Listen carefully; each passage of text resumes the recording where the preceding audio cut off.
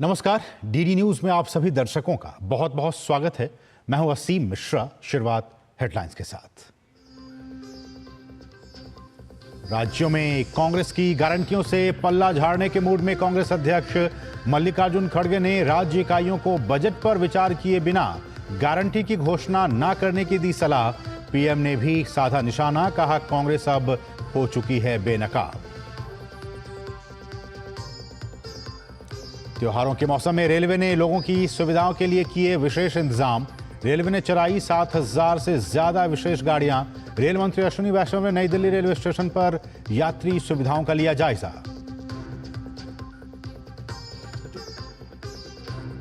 जम्मू कश्मीर के बड़गाम में संदिग्ध आतंकवादियों ने 2 अप्रवासी लोगों को बनाया निशाना। नजदीक के अस्पताल में किया गया भर्ती। हमले में घायल दोनों लोगों की स्थिति स्थिर। जल जीवन परियोजना में कार्यरत थे दोनों अप्रवासी। राजधानी दिल्ली में वायु प्रदूषण से राहत नहीं। दिल्ली के अधिकतर इलाकों में AQI 370 के पार। भाजपा ने कहा दिल्ली सरकार हर साल की तरह इस साल भी प्रदूषण को रोकने में रही असफल। आर्थिक मोर्चे पर देश ने एक और रिकॉर्ड उपलब्धि हासिल की। अक्टूबर में जीएसटी संग्रह बढ़कर हुआ 1.87 लाख करोड़ रुपए। बीते साल के अक्टूबर महीने के मुकाबले 9% की बढ़ोतरी। चालू वित्त वर्ष में ही दूसरा सर्वाधिक मासिक आंकड़ा। और अब सभी खबरें विस्तार से। कांग्रेस अध्यक्ष मल्लिकार्जुन खड़गे ने कर्नाटक में आर्थिक संकट की खबरों के बीच नेताओं को वही वादे करने की नसीहत दी है जिन्हें पूरा किया जा सके। कांग्रेस अध्यक्ष ने साफ कहा था कि उतनी ही गारंटी का वादा करें जितना कि आप दे सके, नहीं तो सरकार दिवालियापन की कगार पर पहुंच जाएगी। कांग्रेस अध्यक्ष के इस बयान पर अब सियासी घमासान मच गया है। बीजेपी ने खड़गे के बयान को आधार बनाकर कांग्रेस पार्टी और राहुल गांधी के खिलाफ मोर्चा खोल दिया है। 1 लाख रुपए हिंदुस्तान के सबसे गरीब महिलाओं के बैंक अकाउंट के अंदर हर महीने टकाटक टकाटक टकाटक टकाटक टक। ये है कांग्रेस के पूर्व अध्यक्ष राहुल गांधी। पिछले कई चुनाव में राहुल गांधी अपने भाषणों में खटाखट वाली कांग्रेस की गारंटियों की बात कर रहे हैं और लोगों से तमाम वायदे भी। इन्हीं वायदों से कांग्रेस कर्नाटक और हिमाचल प्रदेश जैसे कुछ राज्यों में सत्ता में भी आ गई। लेकिन लगता है कांग्रेस अध्यक्ष मल्लिकार्जुन खड़गे इन खटाखट गारंटियों से अब पल्ला झाड़ते नजर आ रहे हैं। खड़गे ने अब कांग्रेस इकाइयों को सलाह दी है कि वे अपने राज्य के बजट पर विचार किए बिना गारंटी की घोषणा न करें। बेंगलुरु में एक कार्यक्रम में अपनी गारंटी पूरी न करने पर कर्नाटक कांग्रेस को घेरते हुए खड़गे ने कहा, आपने कर्नाटक में 5 गारंटी का वायदा किया था। आपसे प्रेरित होकर हमने महाराष्ट्र में 5 गारंटी का वायदा कर दिया। अब आप कह रहे हैं कि आप उनमें से एक गारंटी को रद्द कर देंगे। यह ऐसा लगता है कि आप सभी अखबार नहीं पढ़ते, लेकिन मैं पढ़ता हूं, इसलिए मैं आपको यह बता रहा हूं। मैंने महाराष्ट्र कांग्रेस के नेताओं को सलाह दी है कि वे 5, 6, 7 या 8 गारंटी के वायदे न करें। इसके बजाय ऐसे वायदे करें जो आपके बजट के अनुरूप हो। बजट पर विचार किए बिना वादे करने से दिवालियापन हो सकता है। इसका असर आने वाली पीढ़ियों पर पड़ेगा। इससे बदनामी हो सकती है और सरकार को अगले 10 वर्षों तक प्रतिबंधों का सामना भी करना पड़ सकता है। बीजेपी ने अब इसे लेकर कांग्रेस पर हमला बोला है और कहा कि खड़गे ने कांग्रेस की खटाखट योजना की पोल खोलकर रख दी है। आज कांग्रेस पार्टी ने अपने अध्यक्ष के माध्यम से पहली बार स्वीकार किया है कि कांग्रेस के द्वारा जो होता रहा है वो जनता की आंखों में धूल झोंकने की बात रही है। क्या श्रीमान खड़गे साहब माफी मांगेंगे? अगर डिफीट के डिप्रेशन में जो है वो डिफॉल्टर जस्टिफिकेशन कोई देने की कोशिश करे, खासतौर से कांग्रेस पार्टी और उसके प्रेसिडेंट, तो डिफीट के डिप्रेशन में डिफॉल्टर जो जस्टिफिकेशन है वो कोई जो है उसे स्वीकार नहीं करेगा। दरअसल खड़गे की यह टिप्पणी कांग्रेस के नेतृत्व वाली कर्नाटक सरकार के ये कहने के बाद आई कि वो शक्ति योजना की समीक्षा करेगी। इसमें महिला यात्रियों को मुफ्त बस सेवा प्रदान करने की घोषणा की गई है। कर्नाटक चुनाव में कांग्रेस ने लोगों के सामने 5 बड़ी गारंटियां दी थीं। इनमें गृह लक्ष्मी योजना के तहत महिलाओं को हर महीने 2,000 रुपए, बेरोजगार ग्रेजुएट्स को 2 साल के लिए 3,000 रुपए और गरीबी रेखा से नीचे हर परिवार को हर महीने प्रति व्यक्ति 10 किलोग्राम चावल जैसी गारंटियां शामिल हैं। जानकारों का कहना है कि अगर कांग्रेस 5 गारंटियां पूरा करती है तो इससे कर्नाटक का राजस्व घाटा 60,000 करोड़ रुपए से बढ़कर 1,14,000 करोड़ रुपए हो जाएगा। और हालांकि कांग्रेस की कर्नाटक सरकार अब भी अपने विकास मॉडल की तारीफ ही कर रही है। Of course, Karnataka guarantee model is a model for the entire country. The BJP is also adopting it, and other parties are also adopting. DK Shivakumar कुछ भी कह रहे हो, लेकिन एक बात तो साफ है कि खड़गे के बयान ने बीजेपी को कांग्रेस पर इस मामले में हमला करने का एक और मौका दे दिया है। Bureau report, TG news. प्रधानमंत्री नरेंद्र मोदी ने कांग्रेस के द्वारा झूठे वादे करने पर कांग्रेस पर कड़ा प्रहार किया है। पीएम ने सोशल मीडिया साइट एक्स पर लिखा कि कांग्रेस पार्टी को यह बात समझ में आ रही है कि झूठे वादे करना तो आसान है, लेकिन उन्हें सही तरीके से लागू करना मुश्किल या फिर नामुमकिन है। वे लगातार प्रचार अभियान के दौरान लोगों से वादे करते रहते हैं, लेकिन उन्हें पता है कि वे कभी उन्हें पूरा नहीं कर पाएंगे। अब वे लोगों के सामने पूरी तरह से बेनकाब हो चुके हैं। प्रधानमंत्री ने देश की जनता से कांग्रेस प्रायोजित झूठे वादों की संस्कृति से सावधान रहने को कहा है। पीएम ने सोशल मीडिया साइट एक्स पर लिखा कि देश की जनता को झूठे वादों की कांग्रेस प्रायोजित संस्कृति से सावधान रहना होगा। हमने हाल ही में देखा कि कैसे हरियाणा के लोगों ने उनके झूठ को नकार दिया और एक स्थिर, प्रगति उन्मुख और कार्रवाई के लिए प्रतिबद्ध सरकार को प्राथमिकता दी। पूरे भारत में यह एहसास बढ़ रहा है कि कांग्रेस को वोट देना कुशासन, खराब इकोनॉमी और बेशुमार लूट के लिए वोट देना है। भारत के लोग विकास और प्रगति चाहते हैं, वही पुराना तरीका नहीं। और पीएम मोदी ने कांग्रेस पर अपने वादे पूरा नहीं करने और विकास के काम करने की बजाय लूट में व्यस्त रहने का आरोप लगाया है। कर्नाटक में उन्होंने ट्वीट करते हुए लिखा कि कर्नाटक में कांग्रेस पार्टी विकास के काम करने की बजाय पार्टी की अंदरूनी राजनीति और लूट में व्यस्त है। इतना ही नहीं, वे मौजूदा योजनाओं को भी वापस लेने जा रहे हैं। हिमाचल प्रदेश में सरकारी कर्मचारियों को समय पर वेतन नहीं दिया जाता। तेलंगाना में किसान अपने वादे के मुताबिक कर्ज माफी का इंतजार कर रहे हैं। इससे पहले छत्तीसगढ़ और राजस्थान में उन्होंने कुछ भत्ते देने का वादा किया था, जो 5 साल तक लागू नहीं हुए। कांग्रेस किस तरह काम करती है, इसके कई उदाहरण हैं। छठ त्योहार को लेकर रेलवे ने अपनी ओर से खास इंतजाम किए हैं। इसी के मद्देनजर दिल्ली के आनंद विहार रेलवे स्टेशन में भी हजारों की तादाद में यात्री अपने अपने गंतव्यों की ओर, घरों की ओर रवाना हो रहे हैं। इस बीच रेलवे द्वारा उपलब्ध कराई गई सुविधाओं पर यात्रियों ने खासा संतोष व्यक्त किया है। इसका जायजा लिया हमारे सहयोगी राजेश राज ने। दिल्ली का आनंद विहार रेलवे स्टेशन, जहां पर छठ पूजा के लिए अपने गांव जाने वाले मुसाफिरों की भारी भीड़ जो है वो उमड़ रही है। क्यू लगाकर लोगों को आराम से यहां से सफ़र कराया जा रहा है। हम बात करेंगे कुछ लोगों से। कैसी व्यवस्था है रेलवे की? व्यवस्था सही है। सही है। सही है। आप कहां से आए हैं, कहां जा रहे हैं? हम खिचड़ीपुर से आए हैं। अच्छा। भागलपुर जा रहे हैं। यहाँ से लाइन लगा करके आपको लाया गया है? नहीं, बिल्कुल सही है लाइन। हाँ, इस बार बहुत मस्त व्यवस्था है यहाँ का, बहुत अलग से इस बार के बहुत अलग नज़ारा है। बढ़िया, एक नंबर का व्यवस्था है एकदम, कोई दिक्कत नहीं है, कोई बढ़िया एकदम व्यवस्था बढ़िया है। छठी मैया? हाँ, सब उनके कृपा से होगा, सब उनके कृपा से हो रहा है। छठी मैया के लिए जा रहे हैं? हाँ, छठी मैया के लिए जा रहे हैं। जी हम मुजफ्फरपुर, सीतामढ़ी, बिहार। जी जी लिच्छवी जी व्यवस्था थोड़ा अच्छा करवा दीजिए सर, अच्छे से। लक्ष्मी नगर से आ रहा हूँ सर। अच्छा, जाएंगे कहाँ? मैं बिहार जाऊँगा। कौन सी ट्रेन से जा रहे हैं? पूरबिया एक्सप्रेस से। 10 साल पहले धक्के खाना पड़ता था, अब तो टेंट लगा हुआ है, पंडाल है, सब बढ़िया है। तो लोगों ने जो ये रेलवे की तरफ से इंतजाम किए गए हैं उससे काफ़ी खुश हैं और अपने गंतव्यों की तरफ छठ पूजा में शामिल होने के लिए जा रहे हैं तमाम यात्री। बढ़ेंगे आगे और छठ पूजा के लिए यात्रियों को गंतव्य तक पहुंचाने के लिए रेलवे तैयारियों में जुट गया है। इसी को लेकर भारतीय रेलवे ने खास तैयारियां भी की हैं। रेलवे की तैयारियों को जानने के लिए डीडी न्यूज़ के हमारे सहयोगी राजेश राज ने बात की रेलवे बोर्ड के कार्यकारी निदेशक सूचना और प्रसार दिलीप कुमार से। इस रिपोर्ट को देखिए। दिवाली का शोर थम चुका है, लेकिन अब छठ की बारी है और छठ के लिए भारतीय रेल के द्वारा लाखों पैसेंजर जो हैं अपने गंतव्य स्थल तक जाने के लिए उड़ान भरने वाले हैं।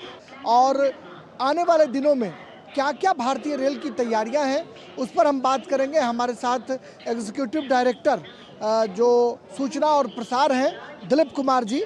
छठ की बारी है और छठ के लिए हम जानते हैं कि पूर्वांचल के लिए लाखों लोग जो हैं वो यहाँ से उड़ान भरेंगे, क्या तैयारियां हैं?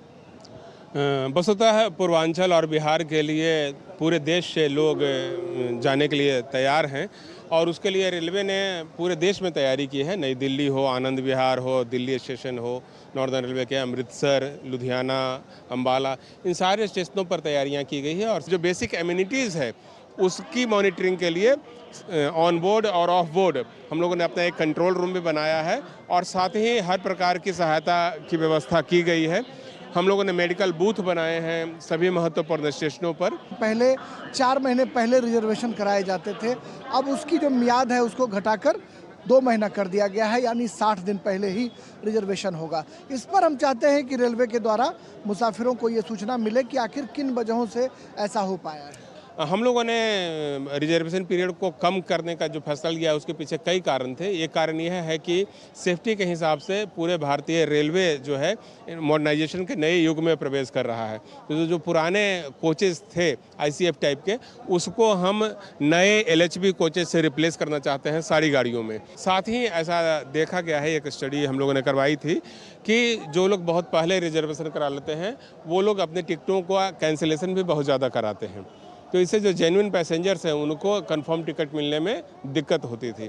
तो अब जब 60 दिन का ही एडवांस रिजर्वेशन सुलभ है तो हम उम्मीद करते हैं कि जो कैंसिलेशन है वह भी कम होगा। ईडी दिलीप कुमार जी, जिनका साफ तौर पर यह कहना था कि ज़रूरत के हिसाब से भी हम ट्रेनों का परिचालन सुनिश्चित कर रहे हैं ताकि मुसाफिर आराम से छठ पूजा के लिए अपने घरों तक पहुँच सकें और परिजनों के बीच छठ पूजा मना सकें। कैमरामैन जगमोहन के साथ नई दिल्ली रेलवे स्टेशन से मैं राजेश राज, DD न्यूज़ के लिए। और रेल मंत्री अश्विनी वैष्णव नई दिल्ली रेलवे स्टेशन सुविधाओं का और जायजा लेने पहुंचे। उन्होंने मुसाफिरों से बातचीत कर जमीनी हकीकत जानी। रेल मंत्री ने DD न्यूज़ के साथ विशेष बातचीत में कहा कि आने वाले दिनों में सामान्य डिब्बों की संख्या बढ़ेगी और ट्रेनों का परिचालन भी पहले के मुकाबले बढ़ाया जाएगा।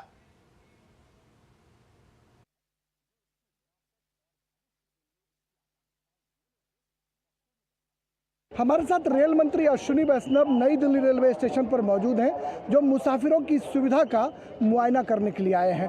रेल मंत्री जी, अभी मैं आनंद विहार स्टेशन पे था। लंदन में रहने वाले कानपुर के एक दंपति मिले। उन्होंने कहा कि मैं लंदन में रहता ज़रूर हूँ, लेकिन हिंदुस्तान का जो रेल नेटवर्क है वो लंदन की तरह यहाँ पर सुधरता हुआ दिखाई पड़ रहा है और क्रेडिट आपको दे रहे हैं। देखिए, प्रधानमंत्री श्री नरेंद्र मोदी जी ने रेलवे के लिए बहुत सारे इनिशिएटिव्स लिए हैं और उसका लाभ लोगों को मिल रहा है। आप देखो, जिस तरह से ये छठ और दीपावली के महापर्व पे सब जगह व्यवस्था की गई है, बड़े बड़े होल्डिंग एरियाज़ बनाए गए हैं, लोगों के मूवमेंट के लिए बहुत ही एक सिस्टमेटिक वे में मूवमेंट हो सके, और एक रिकॉर्ड संख्या में 7,435 स्पेशल ट्रेन चलाई जा रही है। कल तक 51 लाख लोग स्पेशल गाड़ियों से जा चुके हैं।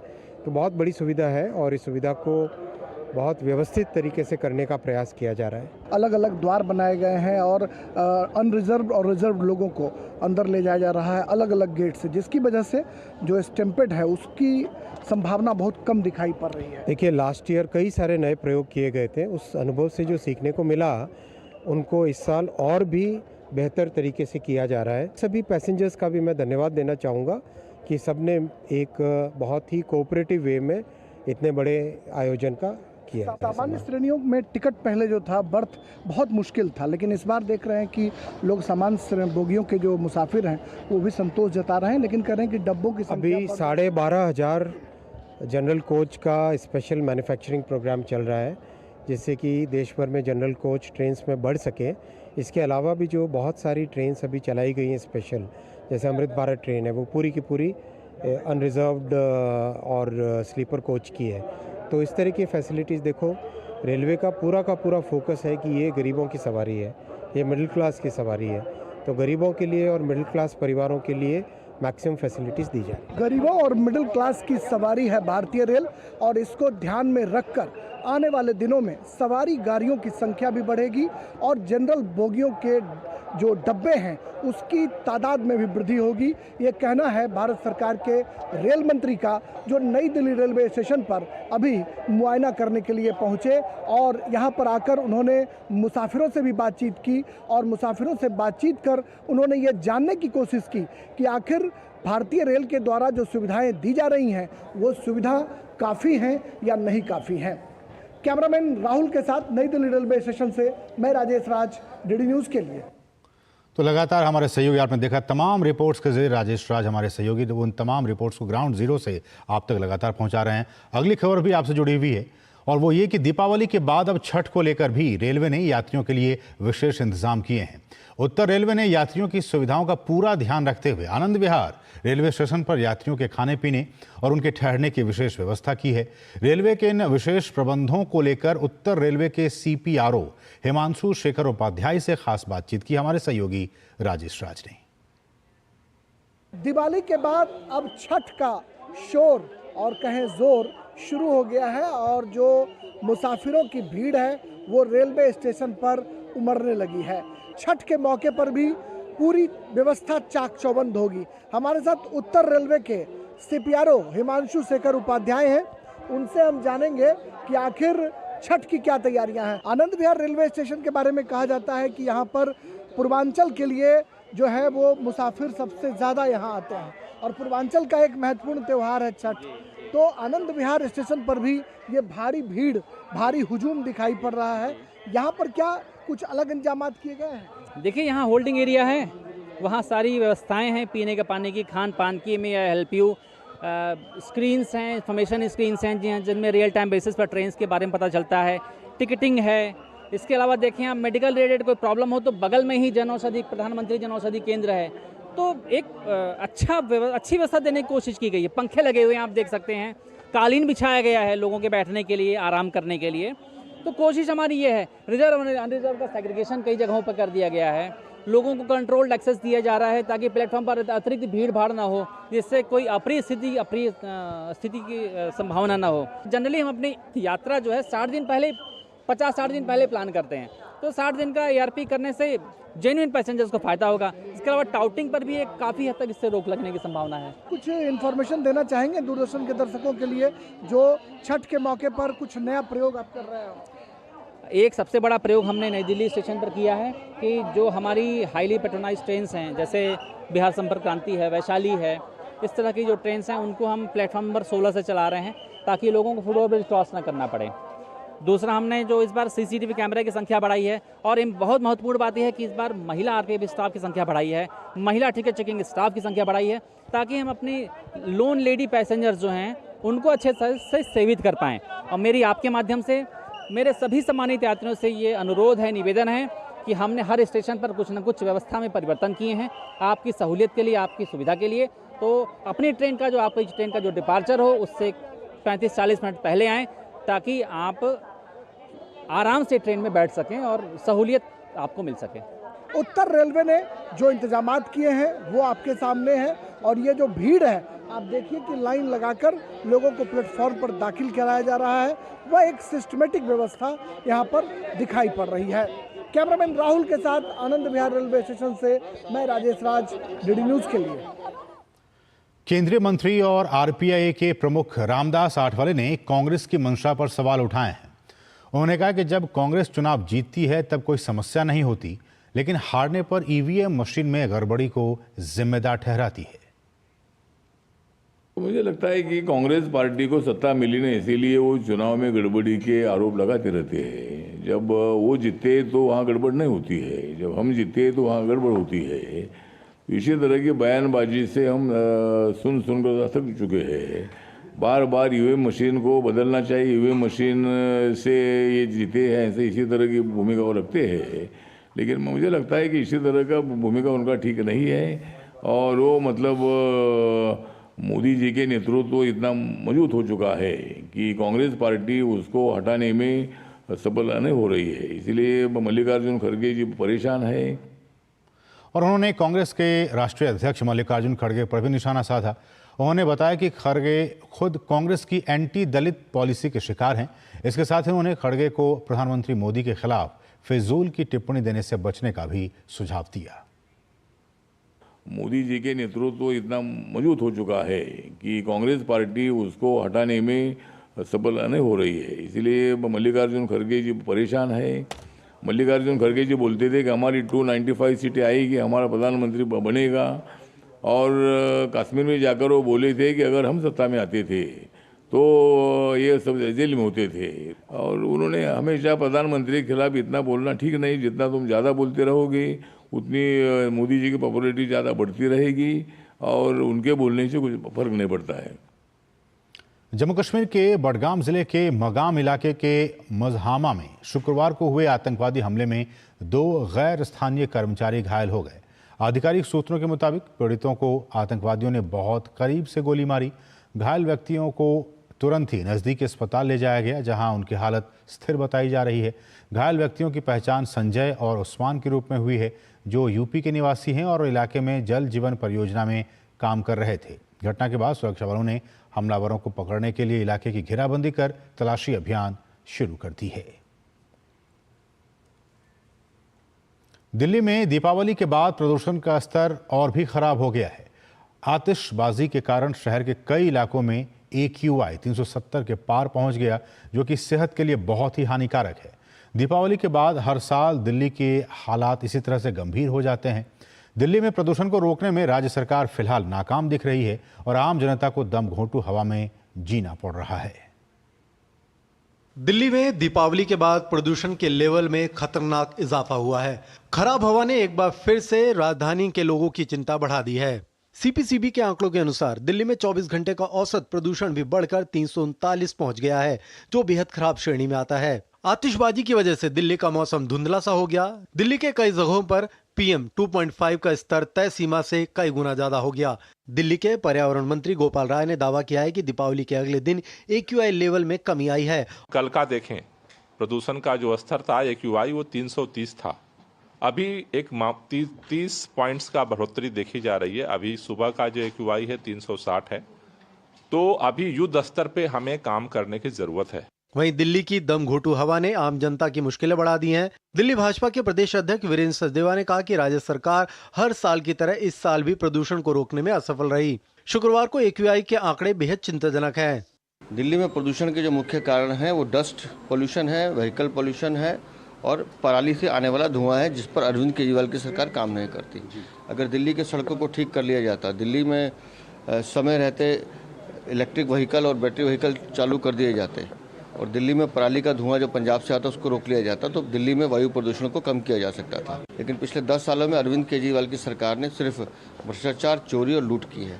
इन्होंने किसी विजन के साथ काम नहीं किया। चांदनी चौक सीट से सांसद प्रवीण खंडेलवाल ने कहा कि दिल्ली सरकार हिंदुओं के त्योहार को टारगेट कर रही है और प्रदूषण रोकने के उनके सारे दावे झूठे साबित हो रहे हैं। प्रदूषण की आड़ में वो हमारे हिंदू त्योहारों पर पटाखों को बैन लगा करके और अब ये साबित करना चाहते हैं कि दिल्ली में प्रदूषण पटाखों के कारण से हुआ। केजरीवाल जी बिल्कुल गलत है। आप दिल्ली में 10 साल से आपकी सरकार दिल्ली में है। प्रदूषण की ये समस्या आज कोई पहली बार नहीं है। 10 साल से दिल्ली प्रदूषण का दंश झेल रही है। पिछले 24 घंटों पर नजर डालें तो केंद्रीय प्रदूषण नियंत्रण बोर्ड CPCB के आंकड़े बताते हैं कि दिल्ली में प्रदूषण का स्तर कितना बिगड़ा है। आज शाम 4 बजे दिल्ली का औसत AQI 339 रहा। कल शाम 4 बजे यह 328 था। दोनों ही बहुत खराब श्रेणी में है। पिछले साल दिवाली पर दिल्ली का औसत AQI 301 था, जबकि दीपावली से एक दिन पहले AQI 218 था। 2022 में दीपावली के दिन औसत AQI 302 था, जबकि दीपावली से एक दिन पहले AQI 312 था। Bureau report, DD news. और दीपावली में दिल्ली NCR में पटाखों से जलने की कई घटनाएं सामने आईं। RML अस्पताल में 44, सफदरजंग अस्पताल में 117 और एम्स के इमरजेंसी में 50 से ज्यादा मामले सामने आए। इनमें से कुछ लोग काफी गंभीर रूप से जले हैं। पटाखों से जलने वालों में बच्चों की संख्या ज्यादा है। 50 से ज़्यादा केसेस अभी तक हमारे पास आ चुके हैं, जिनमें करीब 20 मरीज़ काफ़ी ICU में हमको ले जाना पड़ा। करीब 20 मेजर इंजरी जिनको हम बोल सकते हैं, जिनमें से 10 अभी भी क्रिटिकल हैं। बच्चों की जो संख्या है करीब 10 से लेकर 25 साल की उम्र लोग सबसे ज़्यादा उनको इंजरी हुई है। और पटाखे बहुत ही कॉमन, सबसे ज़्यादा कॉमन रीज़न पटाखे हैं जिसकी वजह से लोगों को इंजरी हुई है।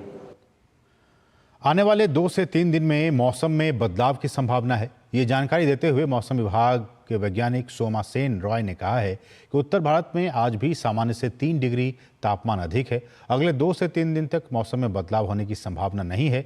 हवा की गति 15 से 20 किलोमीटर प्रति घंटे चलेगी। 3 नवंबर के बाद से तापमान में गिरावट आएगी। उत्तर और पूर्वी भारत में 2 से 3 डिग्री तापमान में गिरावट आने की संभावना है। नॉर्थ इंडिया की बात करें तो आज भी जैसे रिकॉर्ड कल का टेम्परेचर के बेसिस पे बात करें तो आज भी आपका 3 डिग्री अबव नॉर्मल चल रहा है। तो अगले 2 से 3 दिन तक यानी कि 3 नवंबर तक खास चेंज होने की संभावना नहीं है, मगर तेज हवाएं चलेगी और जैसे आज भी आपका विंड्स 15 से 20 किलोमीटर प्रति घंटे का चल रही है, आज तो चलेगी, कल से विंड्स थोड़ा वीकेंड करेगी। मगर 3 तारीख के बाद से हमारी उम्मीद है कि नॉर्थ वेस्टर्ली विंड्स के चलते टेम्परेचर्स में खास गिरावट आएगी। खासकर नॉर्थ और ईस्ट इंडिया में 2 से 3 डिग्री का फॉल होने की संभावना है 3 तारीख रात से 4 तारीख और 5 तारीख को। भारत अमेरिकी सेनाओं के बीच संयुक्त सैन्य अभ्यास वज्र प्रहार के 15वें संस्करण का आगाज अमेरिका के इडाहो स्थित आर्चर्ड कॉम्बैट ट्रेनिंग सेंटर में शनिवार से होने जा रहा है। वज्र प्रहार के 15वें संस्करण के लिए भारतीय सेना की टुकड़ी शुक्रवार को अमेरिका के लिए रवाना हुई। 2 नवंबर से 22 नवंबर तक चलने वाले इस अभ्यास में भारतीय सेना और अमेरिकी सेना की स्पेशल फोर्सेज हिस्सा ले रही हैं। गौरतलब है कि संयुक्त सैन्य अभ्यास का मुख्य उद्देश्य दोनों देशों की सेनाओं के बीच सैन्य सहयोग को बढ़ाना, संयुक्त अभियानों में सुधार करना और विशेष अभियानों की रणनीतियों का आदान प्रदान करना है। वज्र प्रहार अभ्यास का पिछला संस्करण पिछले साल दिसंबर में उमरोई, मेघालय में आयोजित किया गया था। भारत और अमेरिकी सेना के बीच ये साल का दूसरा अभ्यास होगा। पिछला युद्धाभ्यास सितंबर 2024 में राजस्थान में आयोजित किया गया था। रक्षा मंत्रालय ने कहा है कि संयुक्त अभ्यास में भाग लेने वाले दोनों देशों की टुकड़ियों में प्रत्येक में 45 कर्मी शामिल होंगे। भारतीय सेना की टुकड़ी का प्रतिनिधित्व विशेष बल इकाइयों द्वारा किया जाएगा और अमेरिकी सेना की टुकड़ी का प्रतिनिधित्व अमेरिका की ग्रीन बेरेट्स द्वारा किया जाएगा। यह अभ्यास उच्च स्तर की शारीरिक फिटनेस, संयुक्त योजना और संयुक्त सामरिक अभ्यास पर केंद्रित होगा। महाराष्ट्र में चुनावों से पहले राजनीतिक हलचल देखने को मिल रही है। जहां एक तरफ सियासी हमलों का दौर शुरू हो गया है, वहीं विवादित बयानबाजी भी देखने को मिल रही है। ताजा मामला शिवसेना उम्मीदवार शाइना एनसी से जुड़ा है, जिनको लेकर उद्धव गुट के सांसद अरविंद सावंत ने विवादित बयान दिया है। महाराष्ट्र विधानसभा चुनाव में नामांकन के बाद अब प्रचार जोर पकड़ने लगा है। महायुति और महाविकास अघाड़ी के उम्मीदवार लोगों के बीच जाकर अपने पक्ष में मतदान करने की अपील करने में लगे हुए हैं। इसी कड़ी में प्रदेश के मुख्यमंत्री और एनसीपी नेता अजित पवार ने बारामती में चुनाव प्रचार किया और महायुति गठबंधन के लिए वोट मांगे।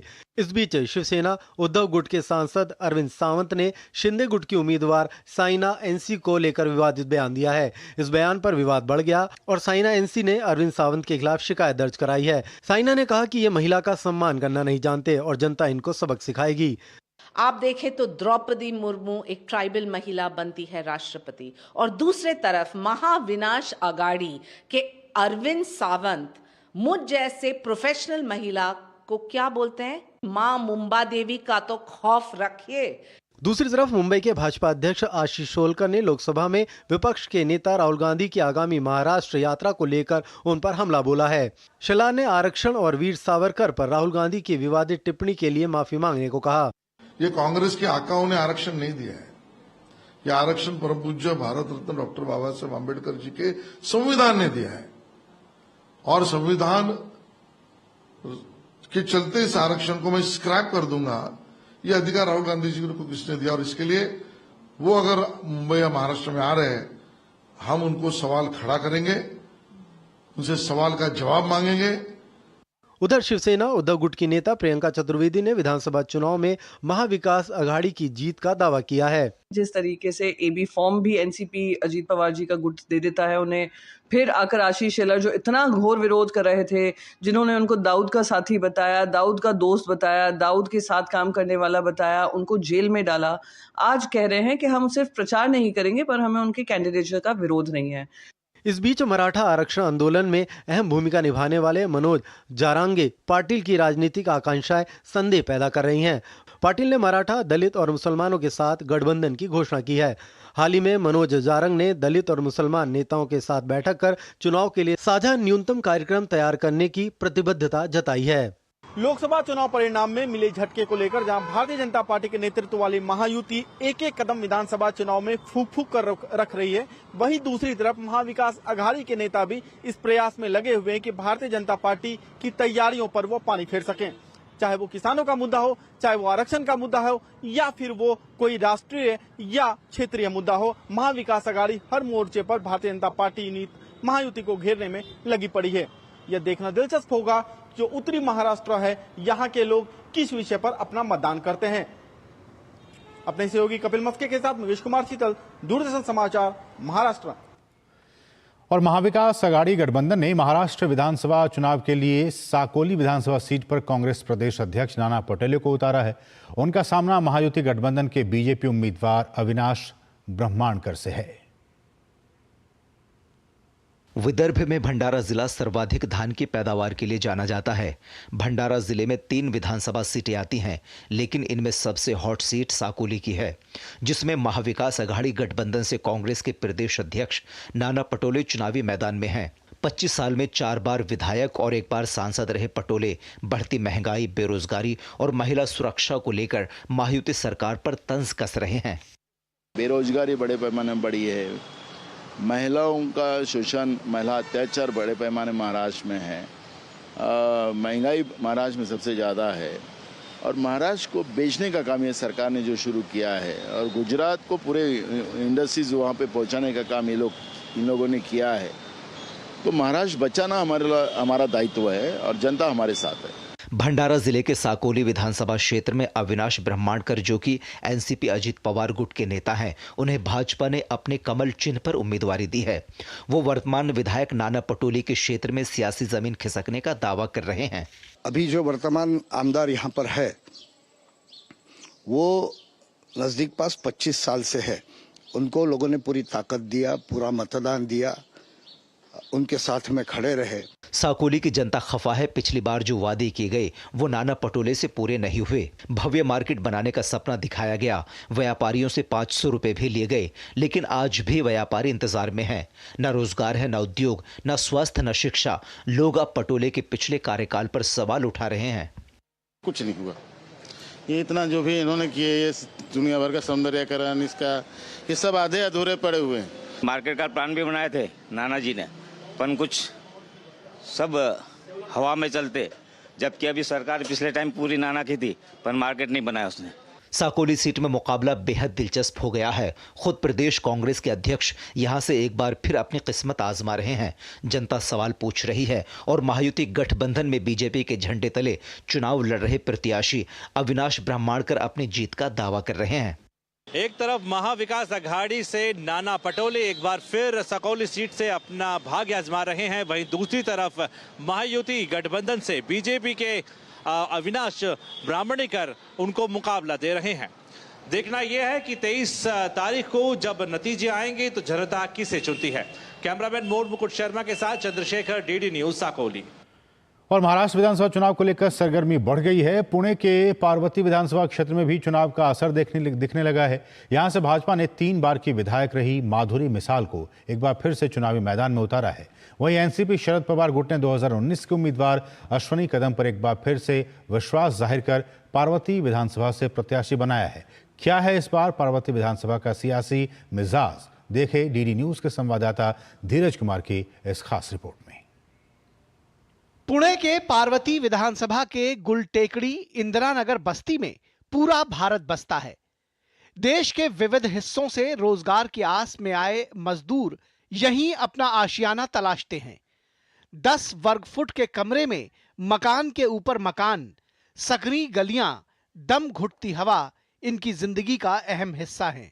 दरअसल ये ऐसी आबादी है जो शहरों को साफ सुथरा रखती है, शहर के बाशिंदों की जरूरतें पूरी करती हैं, लेकिन खुद तंगहाली में जीते हैं। मेरी लाड़की बहन योजना से मुझे हर महीना 1,500 रुपए मिला है। मुझे दिवाली का एडवांस भी मिला है, तो हमारी दिवाली अच्छे से हो रही है। Thank you Modi ji. लाडली बहन योजना से 21 से 65 साल की महिलाओं को नई जिंदगी मिली है। राज्य में ऐसी 2.5 करोड़ गृहिणियां हैं जिनके खाते में सीधे पैसे पहुंच रहे हैं। वहीं गुलटेकड़ी में 1,821 परिवारों को इस योजना का लाभ मिल रहा है। झुग्गी झोपड़ी में जो हमारे मजदूर लोग हैं, जो हमारे लड़की बहनें जो घर में काम करते हैं, तो उनको हर महीना 1,500 रुपीज ये उनको मिल रहा है। इसके वजह से उनका दिवाली होने दो, घर के कुछ भी शिक्षणों की पढ़ाई, बच्चे कुछ भी घर का काम चल रहा है, बीमारियों से निकलने के लिए उनको सहायता मिल रही है। पार्वती विधानसभा क्षेत्र से इस बार दोनों प्रत्याशी महिलाएं हैं। बीजेपी की माधुरी मिसाल लगातार 3 बार यहां से चुनाव जीती हैं और चौथी बार चुनावी दंगल में उतरी हैं। माधुरी ने बीते 15 वर्षों में विधानसभा क्षेत्र में स्वास्थ्य से लेकर महिला सुरक्षा और सड़क शिक्षा को सुदृढ़ करने का दावा करती हैं। तो लाडकी बहन योजना का तो आपको मालूम है कि हर एक महिला को जो 1,500 रुपए आता है, और अभी तो सब विरोधी पक्ष बोल रहा है कि नहीं योजना बंद होगी, ये होगी, लेकिन नहीं, नवंबर का पैसा भी अभी महिलाओं को आ गया है। शरद पवार गुट की एनसीपी प्रत्याशी अश्विनी कदम 2019 में इस सीट से तकरीबन 35,000 वोटों से चुनाव हार गई थी, लेकिन पार्टी ने एक बार फिर अश्विनी पर भरोसा जताया है। हर घर में एक एक युवक के लिए काम करने के लिए धोरण बनाएंगे, उनको प्राथमिक आरोग्य सुविधा जवाबदारी से मिलती है कि नहीं, इसके ऊपर बहुत सारा काम होगा। अब देखना होगा कि यहाँ की जनता 15 साल के विकास और लाडली योजना पर विश्वास जताती है या फिर अश्विनी कदम को अपना आशीर्वाद देती है। बात पार्वती विधानसभा क्षेत्र की करें तो दोनों प्रत्याशी महिला हैं। अब देखना होगा कि इस बार की जनता विधानसभा चुनाव में किस प्रत्याशी को अपना आशीर्वाद देती है। कैमरामैन सुमित धीमान के साथ धीरज कुमार, DD न्यूज, पार्वती विधानसभा। और अब खबर झारखंड से। तो झारखंड चुनाव में हेमंत सोरेन की उम्र को लेकर एक नया विवाद छिड़ गया है।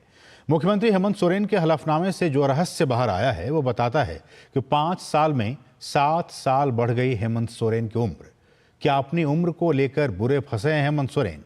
अब हेमंत सोरेन की उम्र को लेकर छिड़ा विवाद 5 साल में 7 साल बढ़ गई है उसकी उम्र। तो क्या है ये सारा मामला, देखते हैं इस रिपोर्ट के जरिए। अब हेमंत सोरेन की उम्र को लेकर छिड़ा विवाद। 5 साल में 7 साल बढ़ गई हेमंत सोरेन की उम्र। हेमंत सोरेन के हलफनामे से निकले रहस्य से सब हैरान। अपनी उम्र को लेकर बुरे फंसे हेमंत सोरेन। भाजपा और जेएमएम में खूब चल रहे हैं जुबानी तीर। अक्सर लोग कहते हैं कि उम्र में क्या रखा है साहब। यह बात कोई अभी हेमंत सोरेन से पूछे, लेकिन उम्र की वजह से लोगों के सामने मुसीबत खड़ी हो जाती है। झारखंड विधानसभा चुनाव में हेमंत सोरेन अपनी उम्र को लेकर अब विवादों में फंस गए हैं। झारखंड में विधानसभा चुनाव हैं और मुख्यमंत्री हेमंत सोरेन ने बरहेट सीट से नामांकन पत्र दाखिल कर दिया है। हेमंत ने जो हलफनामा दाखिल किया है उसके मुताबिक उनकी उम्र 5 साल के अंतराल में ही 7 साल बढ़ गई है। 2019 में हेमंत के नामांकन पत्र में उनकी उम्र 42 साल बताई गई थी, लेकिन इस साल नामांकन पत्र में उनकी उम्र 49 साल बताई गई है। अब हेमंत की उम्र पर विवाद हो गया है और इसे लेकर सवाल उठाए जा रहे हैं। विधानसभा चुनाव से ठीक पहले हेमंत सोरेन की उम्र को लेकर सियासत गर्मा गई है। जेएमएम ने कहा है कि मुख्यमंत्री का बायोडेटा और उनके बारे में कोई भी जानकारी पब्लिक डोमेन में है। माननीय मुख्यमंत्री हेमंत सोरेन जी से जुड़े जो भी पहलू हैं, उनका जो रिज्यूम हुआ, जो भी उनके बारे जो जानकारियां, वो पब्लिक डोमेन में है, उसको कोई छुपा नहीं सकता। भाजपा ने हेमंत सोरेन के नामांकन को रद्द करने की मांग कर दी है। भाजपा ने पूछा है कि आखिर 5 साल में 7 साल उम्र कैसे बढ़ गई। आप उनको अगर हलफनामा देखते हो तो 2 साल अपने आप बढ़ चुका है। कैसे बढ़ा, क्या हुआ, उनको ही बताना है। लेकिन हम इतना ही बात बोलना चाहता हूँ, ये पूरा जो जेएमएम है ना, ये ठगने का एक बड़ा मशीन है। ठगने का सिवा और कुछ काम नहीं करता है ये लोग। हालांकि कांग्रेस ने भाजपा पर आम आदमी के मुद्दों को भटकाने का आरोप लगाया है। आम आदमी का इश्यू डाइवर्ट करने के लिए पूरा फिर भी नया चीज बोलेंगे। हेमंत सोरेन अपनी उम्र को लेकर पूरी तरह बैकफुट पर नजर आ रहे हैं। भाजपा इसे बड़ा मुद्दा बनाने में लगी है। Bureau report, DD news. और वहीं झारखंड के मुख्य निर्वाचन पदाधिकारी के रवि कुमार ने बताया कि आदर्श आचार संहिता उल्लंघन को लेकर अब तक कुल 22 प्राथमिकी दर्ज की गई है। उस पर कार्रवाई की प्रक्रिया चल रही है। राज्य में आदर्श आचार संहिता लागू होने के बाद से अब तक 121.14 करोड़ का अवैध सामान और नकदी जब्त की गई है। सर्वाधिक जब्ती राज्य पुलिस द्वारा की गई है। 1 करोड़ से अधिक जब्ती वाले जिले में 3.03 करोड़ के साथ खूंटी जिला सबसे आगे है। जबकि 2 करोड़ 80 लाख के साथ गिरिडीह दूसरे और 1 करोड़ 97 लाख के साथ पूर्वी सिंहभूम जिला तीसरे स्थान पर है। और झारखंड विधानसभा चुनाव की तैयारियां जोरों पर है। झारखंड के जमशेदपुर पश्चिम से भाजपा ने सरयू राय को चुनावी मैदान में उतारा है। 2019 के विधानसभा चुनाव में सरयू राय ने जमशेदपुर पूर्व से निर्दलीय प्रत्याशी के रूप में चुनाव लड़ा था। 2024 के विधानसभा चुनाव में सरयू राय एक बार फिर चुनावी मैदान में है। सरयू राय से डीडी न्यूज के हमारे सहयोगी कुमार आलोक ने खास बातचीत की। आइए देखते हैं। जमशेदपुर वेस्ट से झारखंड के कद्दावर नेताओं में से एक सरयू राय जी चुनाव लड़ रहे हैं। पिछली बार जमशेदपुर ईस्ट से इन्होंने निवर्तमान मुख्यमंत्री रघुवर दास को चुनावी मैदान में पटकनी दी थी। सर, इस बार एनडीए के आप उम्मीदवार हैं और जमशेदपुर ईस्ट का प्रतिनिधित्व पहले भी कर चुके हैं। 5 साल के बन्ना गुप्ता के कार्यकाल को आप कैसे देखते हैं? मैं तो 5 साल के बाद इस क्षेत्र में घूम रहा हूं और मैं देख रहा हूं कि क्षेत्र को जैसा मैंने 5 साल पहले छोड़ा है उससे भी बदतर स्थिति क्षेत्र की हो गई है। जहां तक जन सुविधाओं का सवाल है, सबसे बड़ी समस्या है कि इस इलाके के बड़े क्षेत्र में पीने का पानी नहीं मिल रहा है। बिजली की व्यवस्था लचर हो गई है। सड़कों में कहीं कहीं केवल पेवर ब्लॉक बिछाए गए हैं। गलियों में जाइए तो सड़कें उसी तरह से टूटी फूटी हैं और लोग बहुत निराश हैं। गंदगी का अंबार लगा हुआ है। जो नाले हैं, नाले लगता है कि वर्षों से उनकी सफाई नहीं हुई है और लोगों की परेशानियां, दुश्वारियां बढ़ी हैं। अगर आप जीतते हैं तो जमशेदपुर ईस्ट को जिस तरीके से आपने संवारा था, तो उसमें और कौन सी चीजें हैं जिसको आप पुटअप करेंगे सर?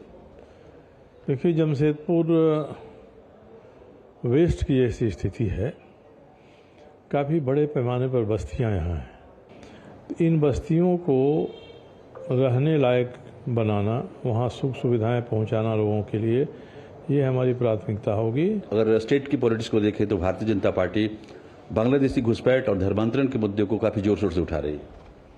ये उठा रहे हैं। धर्मांतरण भी बहुत बड़ा मुद्दा है यहाँ और बांग्लादेशी घुसपैठ तो एक कटु सच्चाई है। हेमंत सोरेन जी की सरकार वो उनको उस तरह से उनको बढ़ावा दे रही है, प्रोत्साहन दे रही है। तो ये बड़ा मुद्दा है। ये मुद्दा एक कारगर मुद्दा साबित होगा इस चुनाव में, मुझे ऐसा उम्मीद है। Last question sir, Nitish Kumar कितना बड़ा फैक्टर है आपके चुनाव के लिए? नीतीश कुमार जी का एक वर्ग है जहां उनकी अपील है। एक ईमानदार और कर्मठ मुख्यमंत्री के रूप में उनकी छवि है, इसलिए उनका समर्थन मायने रखता है इस क्षेत्र में। और नीतीश कुमार जी की पार्टी से तो मैं उन्हीं की पार्टी से चुनाव लड़ रहा हूँ। मुझे लगता है कि एक बड़ा वर्ग है जो उनको पसंद करता है। तो ये थे सरयू राय जी, जिनका कहना है कि इस चुनाव में धर्मांतरण और बांग्लादेशी घुसपैठ एक बहुत बड़ा मुद्दा है और उनकी सरकार अगर आती है भविष्य में तो उस पर नियंत्रण पाने का प्रयास करेंगे। कैमरामैन शिव के साथ Kumar Alok, DD news, Jamshedpur east. Bharat चीन सीमा पर सुधरते संबंधों के बीच भारतीय सेना ने पूर्वी लद्दाख के डेमचौक सेक्टर में गश्त शुरू कर दी है। यह कदम भारत और चीन के बीच वास्तविक नियंत्रण रेखा पर तनाव कम करने के मकसद से हाल ही में हुए समझौते के बाद उठाया गया है। सेना के सूत्रों का कहना है कि देप्सांग सेक्टर में भी जल्दी ही गश्त शुरू होने की उम्मीद है। भारत और चीन के सैनिकों के बीच मई 2020 में हुई झड़प के बाद से इन क्षेत्रों में गश्त बंद थी। दोनों देशों के बीच राजनयिक और सैन्य स्तर पर वार्ताओं के बाद गश्त व्यवस्था फिर से शुरू करने पर पिछले महीने की 21 तारीख को सहमति बनी थी।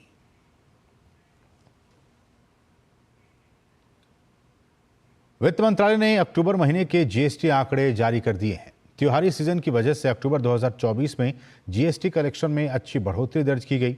अक्टूबर में जीएसटी कलेक्शन 1.87 लाख करोड़ रुपए से ज्यादा रहा, जो कि बीते वर्ष के इसी महीने में 1.72 लाख करोड़ रुपए की तुलना में 8.9% अधिक है। सितंबर 2024 में जीएसटी कलेक्शन 1.73 लाख करोड़ रुपए रहा था। अक्टूबर में जीएसटी रिफंड जारी करने के बाद कुल कलेक्शन 8% की बढ़ोतरी के साथ 1,68,041 करोड़ रुपए रहा। घरेलू राजस्व में 10.6% का उछाल देखा गया।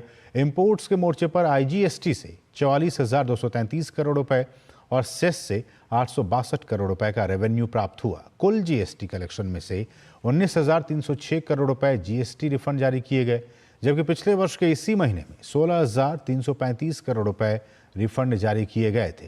इस प्रकार इस अक्टूबर में रिफंड देने में 18.2% की वृद्धि हुई है। ये आंकड़ा त्योहारों के दौरान इकोनॉमी की मजबूती और उपभोक्ता खर्च में वृद्धि का संकेत देता है। कर्नाटक में वक्फ विवाद ने हिंसक रूप ले लिया है। कर्नाटक के विजयपुरा, कलबुर्गी, बीदर और शिवमोगा के किसानों ने आरोप लगाया है कि वक्फ बोर्ड द्वारा उनकी जमीन खाली करने के लिए नोटिस जारी किए गए हैं, जबकि वे 1 सदी से अधिक समय से उस पर खेती कर रहे हैं और उनके पास अपने स्वामित्व को साबित करने के लिए सभी दस्तावेज भी हैं। इस आरोप के बाद सिद्धारमैया की सरकार बैकफुट पर है, जबकि बीजेपी ने इसके खिलाफ 4 नवंबर को राज्यव्यापी प्रदर्शन का ऐलान किया है। कर्नाटक में वक्फ भूमि विवाद को लेकर कई जगहों पर तनावपूर्ण स्थिति बन गई है। हावेरी जिले के एक गांव में वक्फ द्वारा मंदिर और ग्रामीणों के घरों और जमीन पर दावा ठोका गया है। गांव के लोगों को अपने मंदिर के साथ साथ घर और जमीन हथियाए जाने का डर सता रहा है। विवाद बढ़ने पर गांव में 2 पक्षों में जमकर पत्थरबाजी हुई। पत्थरबाजी के दौरान कई लोग घायल हुए हैं। मामला वक्फ द्वारा किसानों की जमीनों पर दावे को लेकर गर्मा गया है। स्थानीय पुलिस ने हिंसा फैलाने के आरोप में 32 लोगों को हिरासत में लिया है। हालात पर काबू पाने के लिए पुलिसकर्मियों को गांव में तैनात कर दिया गया है। ये भारत में छोड़ के किधर भी वक्फ बोर्ड नहीं है। ये वक्फ बोर्ड का जरूरत क्या है इंडिया में? ये कौन लगाया? ये कांग्रेस वाले अपीजमेंट करने के लिए ऐसे एक कानून लिया गया है, वो मैं विरोध करता हूं। इस बीच कर्नाटक के भारतीय जनता पार्टी के विधायक बसनगौड़ा पाटिल ने प्रधानमंत्री नरेंद्र मोदी को वक्फ से जुड़े मसले पर पत्र लिखकर वक्फ संपत्तियों का राष्ट्रीयकरण करने की मांग की है। पत्र में उन्होंने लिखा है कि मैं विनम्रता पूर्वक आपके माननीय कार्यालय से अनुरोध करता हूं कि निष्पक्ष प्रशासन सुनिश्चित करने और आगे अन्याय को रोकने के लिए वक्फ संपत्तियों का राष्ट्रीयकरण करने पर विचार करें। मौजूदा कानूनों द्वारा सशक्त वक्फ बोर्ड कथित तौर पर व्यक्तियों, किसानों और लंबे समय से चली आ रही धार्मिक संस्थाओं जिनमें वक्फ से संबंध नहीं है के स्वामित्व वाली संपत्तियों पर अतिक्रमण कर रहे हैं। केंद्रीय मंत्री प्रहलाद जोशी ने कर्नाटक में वक्फ बोर्ड के मनमाने रवैये को लेकर कर्नाटक सरकार को घेरा। वहीं वरिष्ठ भाजपा नेता रविशंकर प्रसाद ने भी वक्फ बोर्ड को लेकर कांग्रेस की कर्नाटक सरकार पर जमकर निशाना साधा। They want to take over the position of the Hanuman temple. So what else they need? And most unfortunately, one CEO of the Jilla Panchayat, he has ordered this. It is most unfortunate, and I strongly condemn the action of the government, and also particularly that Jilla Panchayat and Mr. Jamir is forcing the authorities to take action on the innocent Hindus. हम Congress party से कहेंगे, कृपया करके गरीब किसानों की संपत्ति को अगर वक्फ के नाम जबरन चढ़ाने की कोशिश की जाएगी तो उसका हम खुलकर विरोध करेंगे। हालांकि विवाद सामने आने के बाद कर्नाटक सरकार बैकफुट पर है। कर्नाटक सरकार ने भाजपा के आरोपों को गलत करार दिया है। इससे पहले कर्नाटका के विजयपुरा में किसानों की 1200 एकड़ जमीन पर वक्फ बोर्ड ने दावा किया था। वक्फ बोर्ड ने किसानों को नोटिस भी जारी किया। तेलंगाना में भी मेडिचल मलकाजगिरी जिले के मलकाजगिरी में 750 एकड़ जमीन पर वक्फ बोर्ड ने अपना दावा पेश कर दिया है। केरल के मुनम्बम गांव के लगभग 610 परिवारों ने आरोप लगाया है कि उनकी जमीन और संपत्तियों पर वक्फ बोर्ड ने दावा किया है। Bureau report, DD news. Delhi और पश्चिम बंगाल में आयुष्मान भारत योजना को लागू न कर दिल्ली और पश्चिम बंगाल की सरकार निशाने पर है।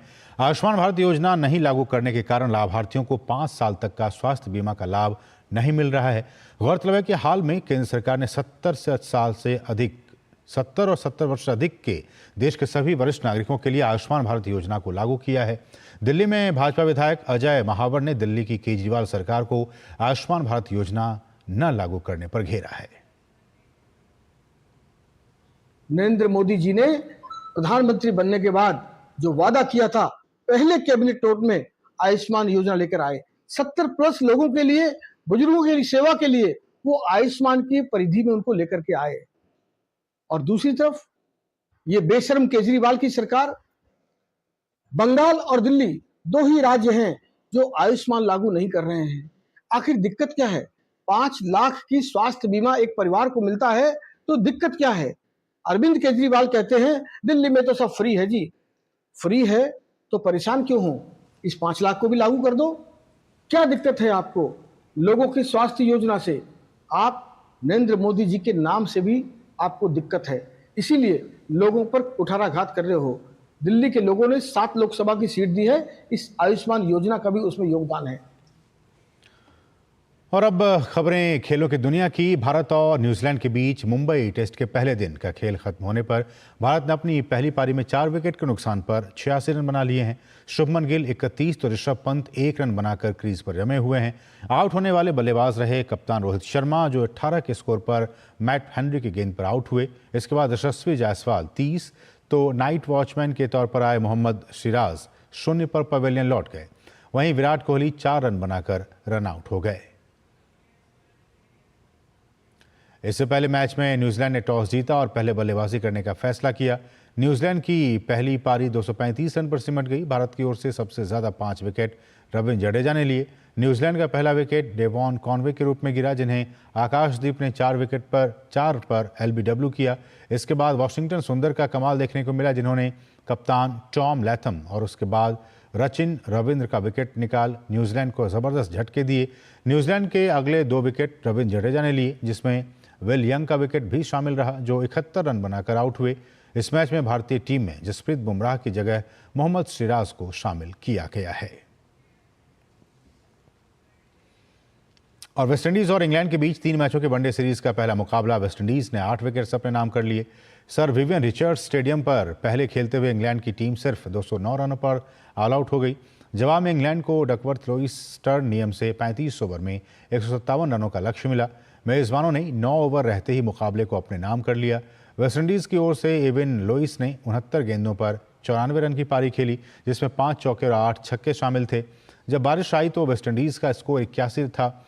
लुईस 48 गेंद पर 51 रन बनाकर खेल रहे थे। जब खेल दोबारा शुरू हुआ तो लुईस ने खुलकर बैटिंग की। अगले 21 गेंदों पर 43 रन बनाकर उन्होंने वेस्टइंडीज को जीत लगभग तय कर दी। बांग्लादेश में अगस्त महीने में हुए सरकार विरोधी प्रदर्शनों के दौरान हुई हिंसा ने कई लोगों की जान ले ली और इसका सबसे अधिक प्रभाव वहां रहने वाले अल्पसंख्यक हिंदू समुदाय पर पड़ा। वहां रह रहे अल्पसंख्यकों ने अपने अधिकारों की मांग को लेकर एक बार फिर से ढाका में रैली निकाली। प्रदर्शनकारियों का कहना है कि उन पर हो रहे हमलों को रोका जाए और उन्हें न्याय दिलाया जाए।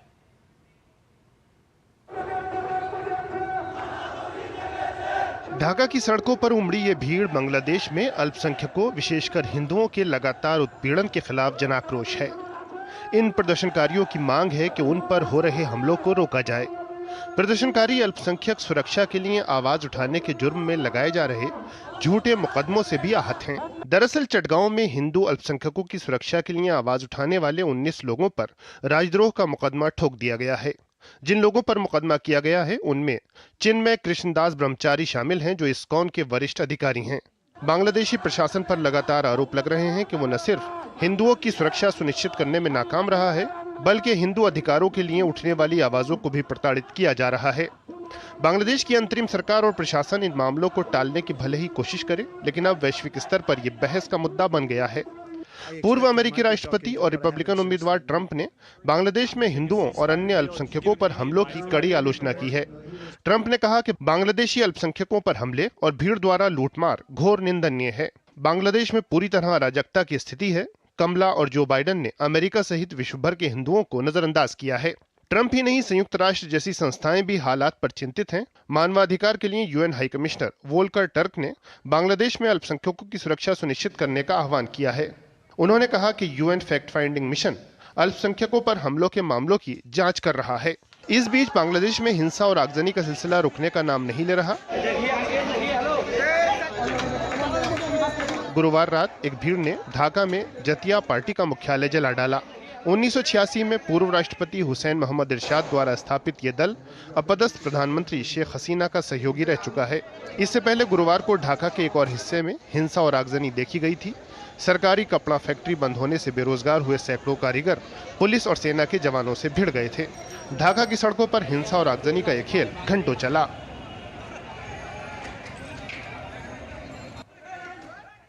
और बलूचिस्तान में शुक्रवार को एक पुलिस गाड़ी को निशाना बनाकर किए गए इस विस्फोट में 5 स्कूली बच्चों और एक पुलिसकर्मी सहित कम से कम 7 लोगों की मौत हो गई, जबकि 17 दूसरे जख्मी हो गए। विस्फोट मस्तुंग जिले के सिविल हॉस्पिटल चौक पर मौजूद एक गर्ल सेकेंडरी स्कूल के पास हुआ। पाकिस्तानी दमन और अत्याचार का शिकार बलूचिस्तान शुक्रवार को बड़े हमले से दहल गया।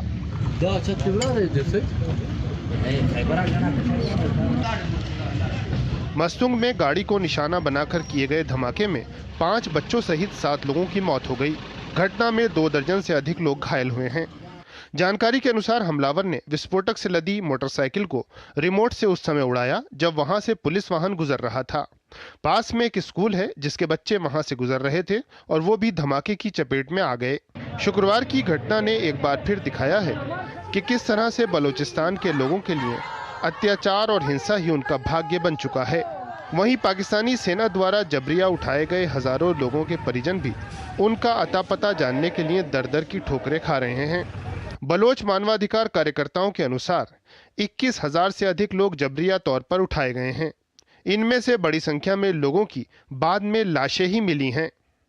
बलूचिस्तान में पाकिस्तानी दमन के खिलाफ लड़ाई दशकों से जारी है। पाकिस्तानी सेना द्वारा किए जा रहे अत्याचारों के खिलाफ आवाज उठाने वालों का लगातार गला घोटा जा रहा है। बलोच मानवाधिकार कार्यकर्ताओं का पाकिस्तानी फौज ने जीना मुश्किल कर रखा है, फिर भी अत्याचार और दमन के खिलाफ आवाज बार बार उभर कर सामने आ ही जा रही है। और अब कुछ दूसरी अहम अंतर्राष्ट्रीय खबरें फटाफट अंदाज में।